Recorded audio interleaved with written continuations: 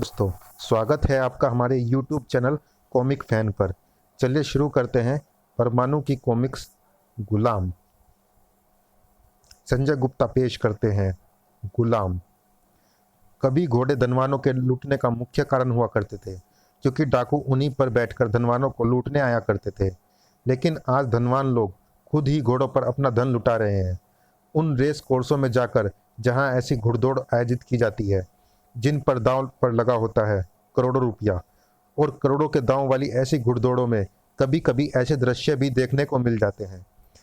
10 number के 10 घोड़े को देखो, एकदम मरियल और कमजोर है। वह सुपर स्पीड वाले बाकी कैसे भाग सकेगा? मुझे तो लगता है रेस शुरू होते ही भरभरा कर गिर पड़ेगा वह। भगवान करे ऐसा ही हो, तब रेस स्थगित हो जाएगी और मुझे शिप्रा नाम की इस जोंक से छुटकारा मिल जाएगा। शिप्रा की जीत पर विनय भी उसके साथ इस रेस को देखने वहां मौजूद था। ऐसे घटिया घोड़े को रेस में शामिल ही क्यों किया गया? मजबूरी में, क्योंकि इससे पहले जो घोड़ा 10 नंबर पर भागने वाला था, प्रैक्टिस में उसकी टांग टूट गई और उसका जोकी मार्को उसे छोड़कर कहीं भाग गया। और चूंकि आज की रेस पर करोड़ों करोड़ों के दांव की बुकिंग पहले से ही की जा चुकी है, इसलिए इस रेस को शुरू करने के लिए इस घोड़े को शामिल किया गया। बेकार ही शामिल किया गया उसे। 5 पैसे का दांव भी नहीं लगाएगा कोई उस पर। यही तो हैरानी की बात है। इस शहर के जुर्म की जानी मानी हस्ती अखनूरा ने 5 करोड़ रुपए का दांव लगा रखा है उस पर। पागल हो क्या अखनूरा? उस घोड़े पर इतना बड़ा दांव लगाकर उसने जो भूल की है, उस पर वह जिंदगी भर पछताएगा। ठाए! सभी की बातों का सिलसिला गोली चलने की तेज आवाज ने तोड़ा, और यह संकेत था रेस के शुरू होने का। सभी घोड़े तूफानी गति से भाग खड़े हुए। इसी के साथ अखनूरा नामक इस शख्स के चेहरे पर चिंता की रेखाएं रेस के घोड़ों से कहीं अधिक तेजी से दौड़ने लगी। दौड़ में 10 नंबर अभी सबसे पीछे है, और जिस तेजी से वह भाग रहा है उससे नहीं लगता कि वह अगले 7 जन्म भी बाकी घोड़ों से आगे निकल पाएगा। अब मेरी समझ में आ रहा है कि मैं पागल था जो मैंने तुम्हारे कहने पर 10 नंबर के घोड़े पर 5 करोड़ रुपए का दांव लगाया। तुम्हारा कहना मानकर बर्बाद होने जा रहा हूं मैं। शांत अखनूरा, शांत। 10 नंबर का मेरा गुलाम मेरे कहने पर जब चाहे पासा पलट सकता है। तुम 7 जन्म की बात कर रहे हो ना? सामने देखो, अगले 7 सेकंड में मेरा गुलाम कैसे इस रेस का पासा पलटता है। अखनूरा ने जैसे ही सामने देखा, वैसे ही उसकी आंखें भी औरों की तरफ फटती चली गई। और ऐसा होता भी क्यों ना? 10 नंबर हवा से बातें करता, सभी को पछाड़ता जो दिखाई दे रहा था उसे। उफ! ओ नहीं! जिस समय 10 नंबर फिनिशिंग लाइन तक पहुंचा, उस समय कोई घोड़ा उसके आसपास भी नहीं था। और फिनिशिंग लाइन पार करने के बाद आश्चर्यचकित जॉकी ने जैसे ही घोड़े की लगाम खींची, वैसे ही उसे आश्चर्य का एक और दौरा पड़ा। Oh my God! ये तो रुक ही नहीं रहा, तूफानी गति से भागता ही चला जा रहा है। उफ! जिंदगी भर घोड़ों की सवारी करने वाले उस जॉकी की घिग्गी बंद गई थी, और उस समय तो उसके सभी मासूमों ने ढेरा पसीना उगल दिया जब उसे सामने से ट्रेन आती दिखाई दी। ओ नहीं! सामने से ट्रेन आ रही है। अगर यह नहीं रुका तो इसके साथ मैं भी मारा जाऊंगा। लेकिन इसे रोकूं कैसे? जॉकी को ना तूफान की तरह भागते घोड़े को रोकने का कोई रास्ता सुझाई दे रहा था, और ना आंधी की तरह बढ़ती ट्रेन को रोकने का कोई तरीका उसके पास था। एक हृदय विदारक दुर्घटना को मूर्त रूप देने के लिए दोनों तेजी से एक दूसरे की तरफ बढ़ते जा रहे थे। लेकिन दोनों ने एक दूसरे के पास पहुंचने से पहले ही पहुंची वह चमकीली रस्सी, और सिद्ध हो गई सारी दुनिया में प्रचलित यह कहावत कि दिल्ली की आंख है परमाणु। ओह! सही समय पर पहुंचा, वरना एक भीषण दुर्घटना घट गई होती।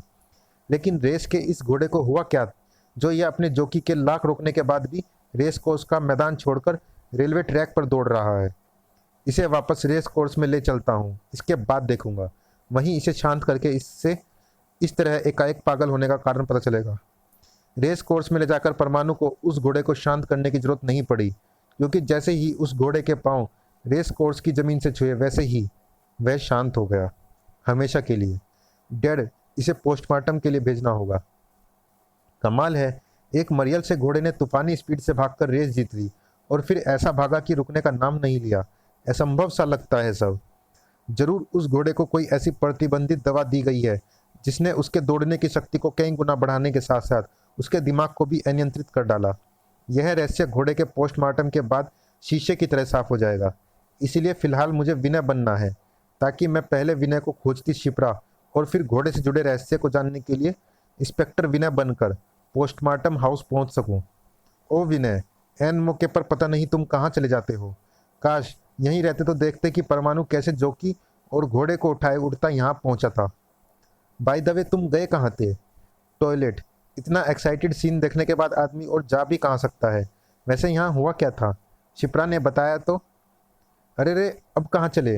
अपनी ड्यूटी निभाने पुलिस स्टेशन। ऐसी मिस्ट्रीफुल बातें सुनने के बाद मेरे जैसा आदमी और जा भी कहाँ सकता है। वैसे अगर मुझे तुम जैसी चमचिचड़ी से छुटकारा मिल जाए तो मैं जहन्नुम में भी जा सकता हूँ। ये होठों ही होठों में क्या बुदबुदाया तुमने? कुछ नहीं, मैं कह रहा था तुम यहाँ एंजॉय करो, मैं चलता हूँ, बाय। वहाँ से रवाना होकर विनय जब इंस्पेक्टर विनय बनकर पोस्टमार्टम हाउस पहुंचा तो उसे पता चला कि जिस रहस्य की उसे शीशे की तरह साफ हो जाने की उम्मीद थी वह और भी अंधकार में हो गया था। केमिकली और माइक्रोस्कोपिक दोनों तरह की जांच में घोड़े के शरीर में किसी भी तरह की दवा या नशीले पदार्थ की उपस्थिति के कोई लक्षण नहीं है। इसलिए यह कहना सर्वथा अनुचित होगा कि रेस में शामिल करने से पहले घोड़े को एस्ट्रॉयड दिए गए हैं। उसने वह रेस अपने बल पर ही जीती थी। ओह, यानी घोड़े का रेस जीतना और फिर पागलों की तरह रेलवे ट्रैक पर दौड़ना सब कुछ नेचुरली था? शायद नहीं, क्योंकि उसके मस्तिष्क और दिल की जांच से मुझे पता चला है कि वे असाधारण रूप से सिकुड़े हुए थे। और ऐसा तभी होता है जब घोड़े के दिलो दिमाग को डर ने बुरी तरह जकड़ रखा हो, और शायद उसी डर ने उसे रेस जीतने और रेलवे ट्रैक पर भागने के लिए मजबूर किया। ओह, थैंक यू डॉक्टर, मैं चलता हूँ। ठहरो इंस्पेक्टर, मुझे इस घोड़े के पास से एक अलग सी चीज़ मिली है, और वो चीज़ है ये माइक्रो ट्रांसमीटर। इस घोड़े के कान से बरामद किया है मैंने। ट्रांसमीटर? घोड़े के कान में? इसका घोड़े के कान में लगे होने का क्या मतलब हो सकता है? कुछ कहा नहीं जा सकता, लेकिन इतना आधुनिक और महंगा यंत्र अगर एक घोड़े के कान में लगा हुआ है तो इसका कोई ना कोई मतलब जरूर होगा। सही कहा, मैं इसका पता लगाऊंगा। एक मरियल घोड़े की जीत ने जहां इंस्पेक्टर विनय सहित कईयों को सवालों की उलझनों में डाल दिया था, वहीं अखनूरा जैसों को खुशी से उछाल दिया था। 5 करोड़ लगाकर 25 करोड़ पाए हैं मैंने, और यह सब तुम्हारी वजह से हुआ है आका। लेकिन एक बात समझ में नहीं आई कि मरियल से उस घोड़े को तुमने रेस में शामिल कैसे करवा दिया, और पहले वाले घोड़े और जो कि मार्को का क्या हुआ? तुम्हारे पहले सवाल का जवाब तो यह है कि इस दुनिया में आका के गुलामों की कमी नहीं है। आका के वही गुलाम रेस के आयोजकों में भी मौजूद थे जिन्होंने आका के एक इशारे पर उस मरियल घोड़े को रेस में शामिल कर लिया। और तुम्हारे दूसरे सवाल का जवाब है कि जो घोड़ा पहले 10 नंबर पर भागने वाला था वह इस समय घायल होकर अस्पताल में है, और उसका जो कि मार्को यमराज के दरबार में। बेचारे ने मेरे इशारे पर अपनी जान न्योछावर कर दी। ओह, लेकिन तुम ऐसा कैसे करते हो? मैंने उस घोड़े के कान में एक ऐसा छोटा ट्रांसमीटर लगाया हुआ था जिसकी मदद से मैं अपनी वह आवाज़ उस तक आसानी से पहुंचा सकता था जिस आवाज़ का वह गुलाम था, और उस आवाज़ पर मेरा गुलाम अपनी जान भी दे सकता है। तुम अपने लिए गुलाम क्यों नहीं बनाते? मेरा शौक अपने लिए गुलाम बनाना नहीं, गुलाम बनाकर बेचना है। जिसे भी जैसा भी गुलाम चाहिए कीमत लेकर आ जाए और गुलाम ले जाए। किसी को भी गुलाम बना लेने वाले इस आका की खबर जल्द ही इंस्पेक्टर विनय को लगने वाली थी। नमस्कार इंस्पेक्टर साहब, मेरा नाम स्टीव शेपर्ड है। दिल्ली की एक प्रतिष्ठित कुरियर कंपनी स्पीड फ्लाइट का मालिक हूँ मैं आपके पास अपने भाई के लापता हो जाने की सूचना दर्ज कराने आया हूँ। अपने भाई के बारे में पूरी जानकारी दीजिए। उसका नाम मार्को है, रेस कोर्स में जॉकी है। वह आज अपने घोड़े के साथ एक महत्वपूर्ण रेस में भाग लेने वाला था, लेकिन वह ऐसा नहीं कर सका क्योंकि पिछली रात को ही न जाने कैसे उसका घोड़ा घायल हो गया और वो लापता हो गया। इंस्पेक्टर विनय को चौंका देने वाली थी यह खबर। कहीं तुम उस रेस की बात तो नहीं कर रहे जिसे एक मरियल से घोड़े ने जीता है? यस, आज की रेस जीतने वाला वह मरियल घोड़ा और उसका जॉकी मेरे भाई मार्को और उसके घोड़े की जगह दौड़े थे, और उनकी किस्मत देखे कि रेस में शामिल होते ही वे जीत गए। एक झटके से उठ खड़ा हुआ इंस्पेक्टर विनय। नहीं, वे किस्मत से नहीं जीते, बल्कि उन्हें जिताया गया है, और यह बात अब मुझे साबित करके दिखानी है। आप कहना क्या चाहते हैं? मैं कुछ समझा नहीं इंस्पेक्टर साहब। जल्द ही समझ जाएंगे। फिलहाल आप यह विश्वास रख कर जाइए कि आपका भाई जल्द ही आपके पास पहुंच जाएगा।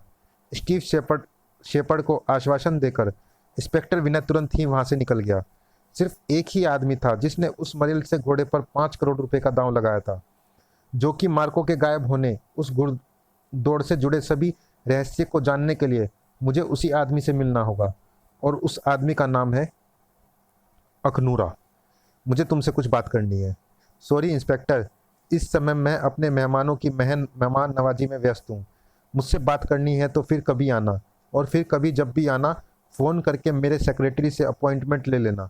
अखनूरा, मुझे तुमसे अभी बात करनी है और तुम्हें मुझसे बात करनी ही होगी। एक मिनट इंस्पेक्टर, तुम्हें मिस्टर अखनूरा से इस तरह बात नहीं करनी चाहिए। आखिर तुम कानून के नुमाइंदे हो। तुम्हें पता होना चाहिए कि किसी के घर में बिना इजाज़त घुसना और एक सभ्य नागरिक के साथ बदतमीजी से पेश आना जुर्म है। तुम जानते हो ना? ओह, गृह सचिव महोदय, यस सर। तो फिर मेरे ख्याल से तुम्हें यहाँ खड़े होकर टाइम खराब करने की जगह वापस थाने लौटकर अपनी ड्यूटी करनी चाहिए। Okay sir. मेरे शरीर पर मौजूद खाकी वर्दी मुझे गृह सचिव जैसे अपने एक ऐसे उच्चाधिकारी का आदेश मानने के लिए मजबूर कर रही है जिसकी पनाह में अखनूरा जैसे अपराधी फल फूल रहे हैं। लेकिन ऐसे उच्चाधिकारियों के आदेशों को मानने के लिए यह खाकी ड्रेस मजबूर होगी, लेकिन यह पीली और हरी ड्रेस नहीं, जो मुझे प्रदान करती है ऐसा एक रूप जिसे देखकर कांप उठते हैं उनके वे कलेजे जिसमें गिजगिजाते हैं जुर्म के कीड़े। परमाणु, अरे ये तुम मुझे कहाँ ले जा रहे हो परमाणु? सुना है तुम बहुत ऊंचा उड़ते हो, इसलिए तुम्हें ऊंचाइयों की सैर कराने ले जा रहा हूँ, ताकि तुम जान सको कि ऊंचा उड़ने वाला जब गिरता है तो उसका क्या हश्र होता है। आह! परमाणु ने अखनूरा को सचमुच छोड़ दिया, लेकिन जल्द ही लपक भी लिया। क्यों अखनूरा, कैसा लगा ऊपर से गिरने का एक्सपीरियंस? मज़ा नहीं आया? इस बार ज़रूर मज़ा आएगा। ओह! परमाणु ने उसे एक बार फिर छोड़ दिया, लेकिन इस बार वह उसे बचाने के लिए आगे नहीं बढ़ा। नहीं, मुझे बचाओ परमाणु, मैं मर जाऊंगा। ओह, तो मरने से डरते हो तुम? ऐसा है तो चलो हम तुम्हें बचा लेते हैं। मौत को इतने पास देखकर झिग्गी बंद गई थी अखनूरा की। करुण स्वर में चीख पड़ा था वह, आखिर तुम मुझसे चाहते क्या हो? सिर्फ कुछ सवालों के जवाब, जिसमें सबसे ज़्यादा महत्वपूर्ण है कि कल की रेस में 10 नंबर पर भागने वाला वह घोड़ा कैसे जीता, जिस पर तुमने 5 करोड़ रुपए का दाव खेला था, और जो कि मार्को कहाँ है और उसका घोड़ा कैसे घायल हुआ। लेकिन छोड़ना मत, क्योंकि मैं तुम्हें बता रहा हूं कि वे जवाब तुम्हें किससे मिल सकते हैं। आका, आका नाम है उसका। उसी ने मुझे उस मरियल घोड़े पर 5 करोड़ रुपए का दाव खेलने के लिए कहा था। उसके एवज में मैंने जीत का 20% उसे दिया था। कहाँ मिलता है यह आका? 21 राजपुर रोड। 21 राजपुर रोड, ठीक है, मैं वहां पहुंचता हूं। तुम अपनी पार्टी और केक के पास वापस जाओ। नहीं, छाप। राजपुर रोड की 21 नंबर की उस कोठी में पहुंचने में परमाणु को ज़्यादा देर नहीं लगी। मुझे आका से मिलना है। कहाँ है वह? आका यहाँ है परमाणु। कहो, क्या काम है आका से? उफ, बड़ी ही विचित्र पर्सनैलिटी का मालिक है यह आका, जिसके साथ है ये खूंखार चीते। इन खूंखार चीतों को देखकर जरूर सिरहन सी दौड़ गई होगी शरीर में।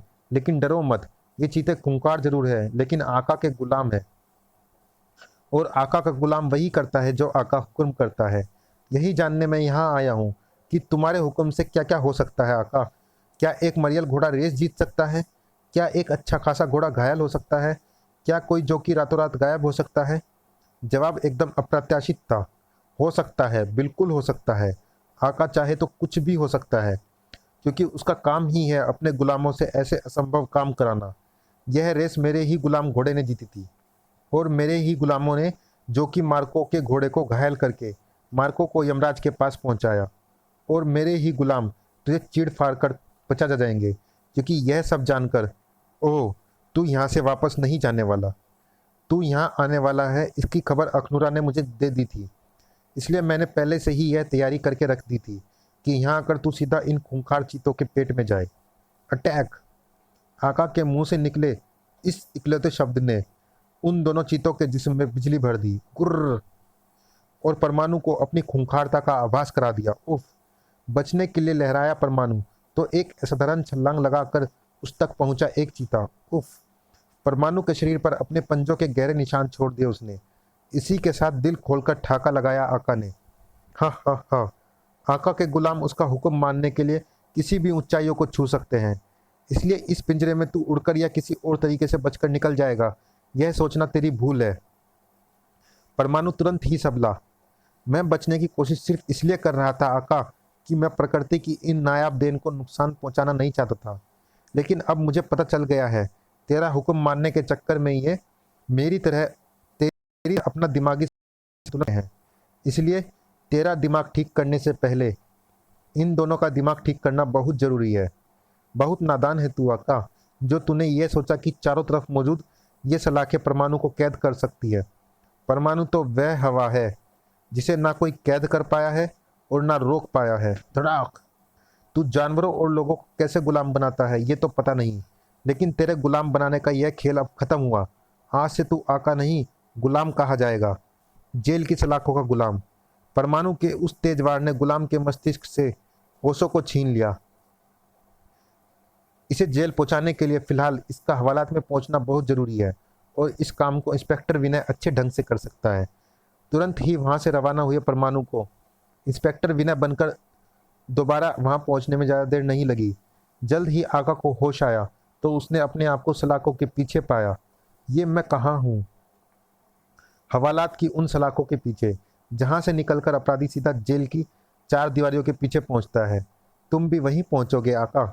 नहीं, तुम ऐसा नहीं कर सकते इंस्पेक्टर। तुम मुझे यहाँ से आज़ाद कर दो। मैं तुम्हें इतनी दौलत दूंगा कि तुम्हें सारी ज़िंदगी फिर काम करने की ज़रूरत नहीं पड़ेगी। दौलत के लिए बिकने वाले गुलाम और होंगे आका। कानून का यह गुलाम तो सिर्फ कानून की धाराओं के लिए बिकता है, और वही धाराएं कहती हैं कि जालसाजी और जोखिम मार्कों की हत्या करने के जुर्म में तुम्हारी ज़िंदगी का एक बड़ा हिस्सा ऐसे ही सलाखों के पीछे गुजरने वाला है। नहीं, ऐसा नहीं होगा इंस्पेक्टर। ये सलाखें आका को गुलाम नहीं बना पाएंगी, क्योंकि आका का काम गुलाम होना नहीं, गुलाम बनाना है। अपनी ड्यूटी खत्म करके वापस लौटता इंस्पेक्टर विनय काश आका की आंखों में वह शैतानी चमक देख लेता, तो उसे इस बात का आभास तुरंत हो जाता कि रात के बाकी बचे कुछ घंटे हवालात के पहरेदारों पर भारी गुजरने वाले थे। साला बड़ी देर से चीख रहा है। हाँ, देखते हैं क्या हुआ है उसे। क्या हुआ? क्यों चीख रहा है? तुम्हें अपने पास बुलाने के लिए, ताकि मैं तुम्हें अपना गुलाम बना सकूं। आका के हाथ में थमे उस चमकते हीरे से निकलती रोशनी ने पल भर के लिए उन पहरेदारों को अंधा ही कर दिया, और अभी उनकी आंखों से तेज रोशनी का प्रभाव हटा भी नहीं था कि उनके मस्तिष्क में गूंजी वह आवाज, आंखें खोलो, मेरी तरफ देखो। देखो, देखो मेरी आंखों में, और एक ही शब्द याद रखो, तुम गुलाम हो, आका के गुलाम। हाँ, हम गुलाम हैं। हमारे लिए क्या हुक्म है आका? हवालात का दरवाज़ा खोलो और मुझे यहाँ से बाहर निकालो।